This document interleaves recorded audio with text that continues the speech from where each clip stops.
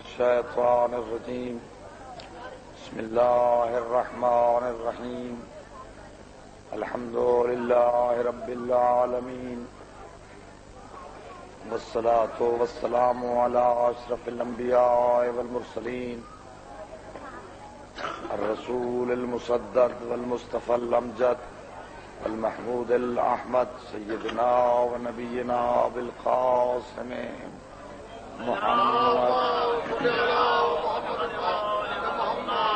وآله الطيبين الطاهرين المعصومين الغر الميامين اللعنة الدائمة على أعدائهم ملعونين رب اشرح لي صدري ويسر لي أمري واحلل عقدة من لساني يفقهوا قولي أما بعد فقد قال الجليل في محكم كتابه يا أيها الذين آمنوا أطيعوا الله وأطيعوا الرسول وأولي الأمر منكم. اللهم صل على محمد وعلى محمد. دوستو، ظاہر ہے کہ وقت کا دامن تنگ ہو چکا ہے اور جلوس برآمد ہونے کا وقت قریب ہو چکا ہے.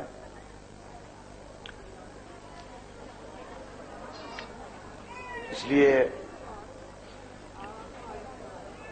زیادہ زحمت دینے کی کوشش نہیں کروں گا. ارشاد یہ ہے کہ اہل ایمان کو حکم ہو رہا ہے کہ وہ اللہ کی اطاعت کریں، اس کے رسول کی اطاعت کریں اور صاحبان امر کی اطاعت کریں. میں گزشتہ مجالس میں یہ عرض کر چکا ہوں کہ اطاعت معرفت پر موقوف ہے،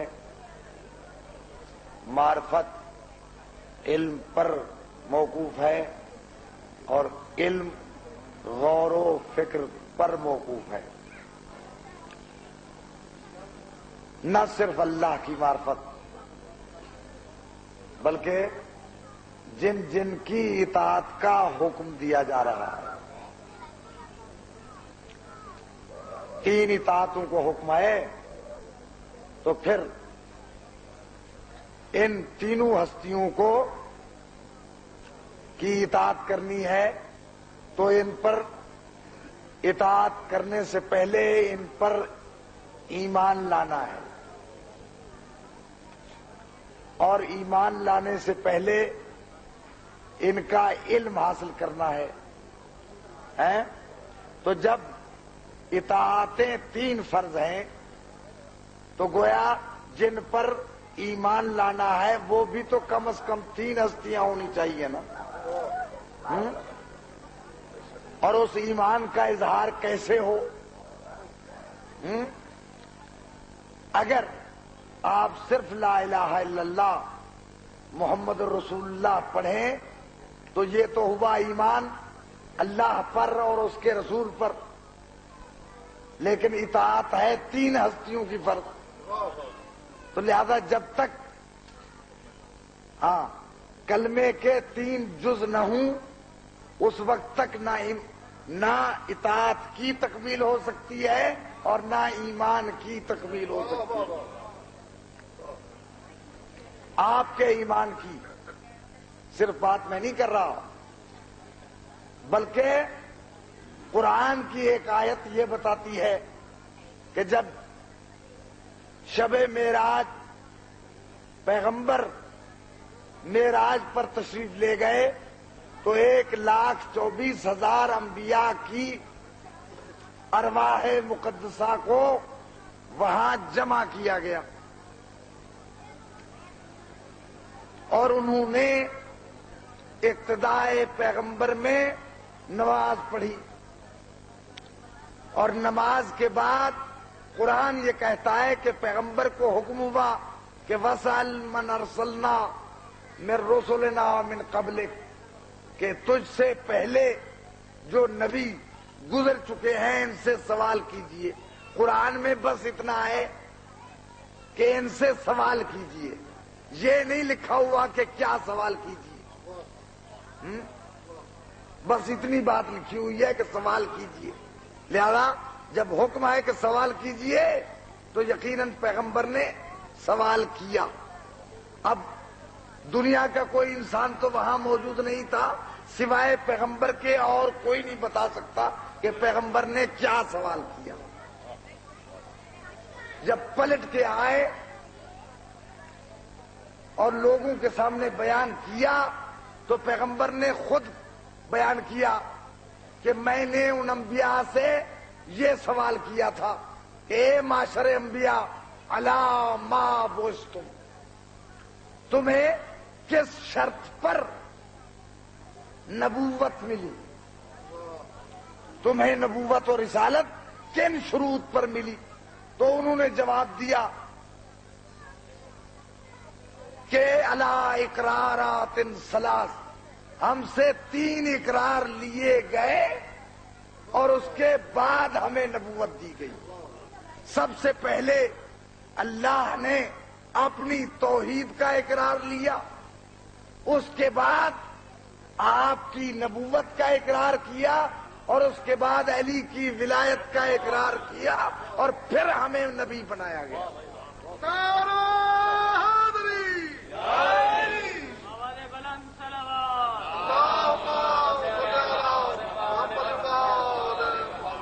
اور ہونا بھی ایسا ہی چاہیے، اس لیے کہ جب اطاعتیں 3 فرض ہیں تو پھر اقرار بھی 3 ہستیوں کا ہونا چاہیے۔ اسی لیے دوسری آیت میں ولی جن کو خدا، ویسے تو دنیا میں بڑے ولی ہیں، خدا جنہیں ولی کہتا ہے وہ 3 ہی ہیں، انما ولیکم اللہ ورسولہ والذین آمنوا الذین یقیمون الصلاۃ ویؤتون الزکاۃ وہم راکعون۔ ایک اللہ ولی ہے، ایک رسول ولی ہے، اور ایک وہ جو نماز کو قائم کرتا ہے اور حالت رکوع میں زکوٰۃ دیتا ہے۔ تو جب ولی 3 ہے، جب اطاعتیں 3 ہیں تو پھر کلمے کے اجزاء بھی 3 ہی ہونے چاہیے۔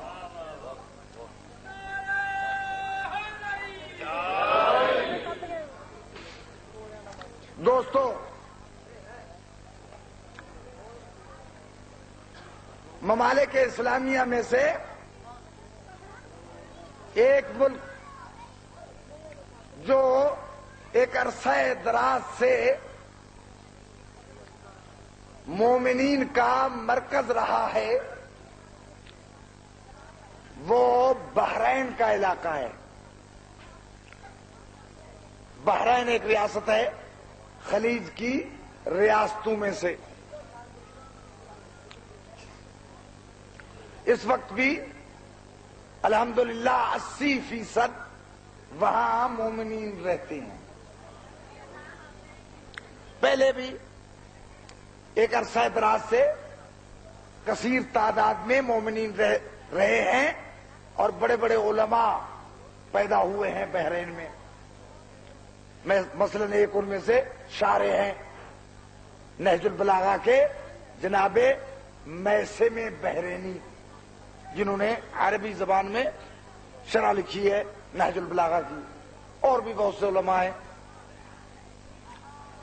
کسی زمانے میں یہاں مومنین کی تعداد بہت کم تھی، اور وہ بھی وہاں کے لوگوں کے لیے قابل برداشت نہیں تھے۔ جیسے بعض نافہم قسم کے لوگ جو ہندوؤں کو برداشت کر لیتے ہیں، عیسائیوں کو برداشت کر لیتے ہیں، یہودیوں کو برداشت کر لیتے ہیں، انہیں بیچاروں کو زیادہ پتہ نہیں ہوتا، غلط قسم کے لوگ انہیں مثلا اس قسم کی باتیں۔ ورنہ مسلمان کی تعریف تو یہ ہے، پیغمبر کہتے ہیں کہ المسلم من سلم المسلمون من یدہ ولسانہ، مسلمان وہ ہے کہ جس کے ہاتھ اور زبان سے دوسرا مسلمان محفوظ و مامون رہے۔ تو مسلمان کسی کو تھوڑا تکلیف پہنچاتا ہے۔ اس کے تو شان کے خلاف ہے. پیغمبر کہتے ہیں وہ مسلمان ہی نہیں ہے کہ جو دوسروں کو تکلیف پہنچائے. لیکن بعض لوگ جو صحیح اسلام کی گویا منطق کو، صحیح اسلام کو نہیں سمجھے تو وہ بعض اوقات. ہاں تو ایک زمانے میں جبکہ مومنین وہاں بہت کم تعداد میں تھے، تو جو بھی وہاں کا گویا بادشاہ تھا یا امیر تھا یا رئیس تھا یا جو کچھ اس کو کہتے تھے، اس کا ایک وزیر تھا.